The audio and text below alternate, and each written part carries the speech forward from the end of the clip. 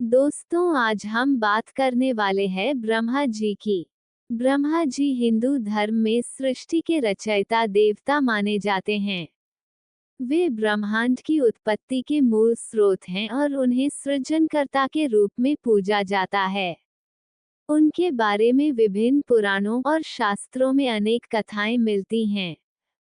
ब्रह्मा जी की उत्पत्ति। ब्रह्मा जी की उत्पत्ति को लेकर अलग अलग ग्रंथों में विभिन्न कथाएं मिलती हैं। विष्णु पुराण के अनुसार सृष्टि की शुरुआत में केवल महाविष्णु ही थे। जब उन्होंने सृजन का विचार किया तो उनके नाभि से एक कमल निकला। इस कमल के अंदर ब्रह्मा जी प्रकट हुए, इसलिए उन्हें नाभिकमल्स भी कहा जाता है। मत्स्य पुराण के अनुसार इस पुराण में कहा गया है कि जब कुछ भी नहीं था, तब जल नारायण ही था। उसी जल से एक सुनहरा अंडा प्रकट हुआ, जिसे हिरण्यगर्भ कहा जाता है। इस अंडे से ब्रह्मा जी प्रकट हुए। स्कंद पुराण के अनुसार इस ग्रंथ में वर्णित है कि ब्रह्मा जी स्वयंभू स्वतः उत्पन्न थे। उन्होंने अपनी तपस्या से स्वयं को प्रकट किया। 2. ब्रह्मा जी द्वारा सृष्टि की रचना। जब ब्रह्मा जी प्रकट हुए, तब चारों ओर केवल जल ही जल था। उन्होंने सृष्टि की रचना करने का निश्चय किया और सबसे पहले 4 वेदों की उत्पत्ति की। फिर उन्होंने अपने शरीर से विभिन्न जीवों और लोकों की सृष्टि की। 4 मुखों की उत्पत्ति। ब्रह्मा जी के 4 मुख हैं, जो चारों दिशाओं का प्रतिनिधित्व करते हैं। ये मुख 4 वेदों ऋग्वेद, यजुर्वेद, सामवेद और अथर्ववेद के प्रतीक हैं। मनुष्यों और प्राणियों की रचना। ब्रह्मा जी ने अपनी मानसिक शक्ति से मानस पुत्रों को उत्पन्न किया।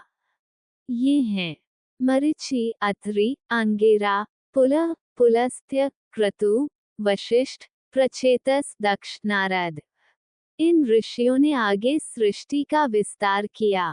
प्रथम पुरुष और स्त्री की रचना। ब्रह्मा जी ने मनु और शत्रुपा को उत्पन्न किया, जो मानव जाति के प्रथम युगल माने जाते हैं।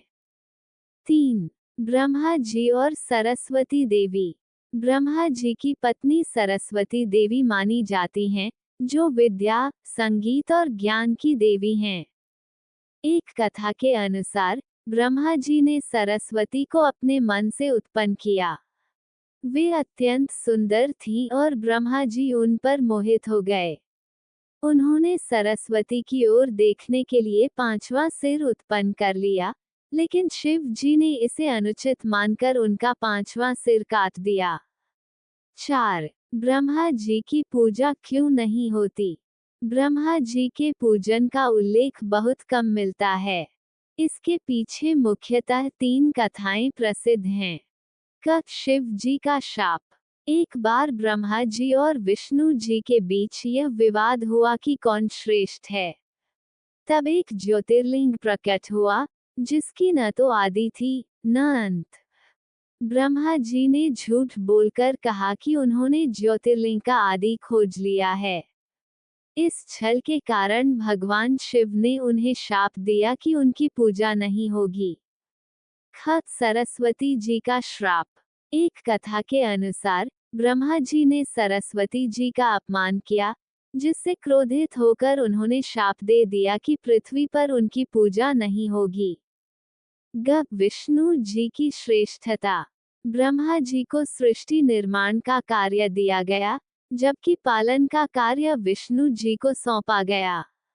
लोग पालनकर्ता विष्णु जी को अधिक पूजनीय मानते हैं, जबकि ब्रह्मा जी की पूजा कम हो गई।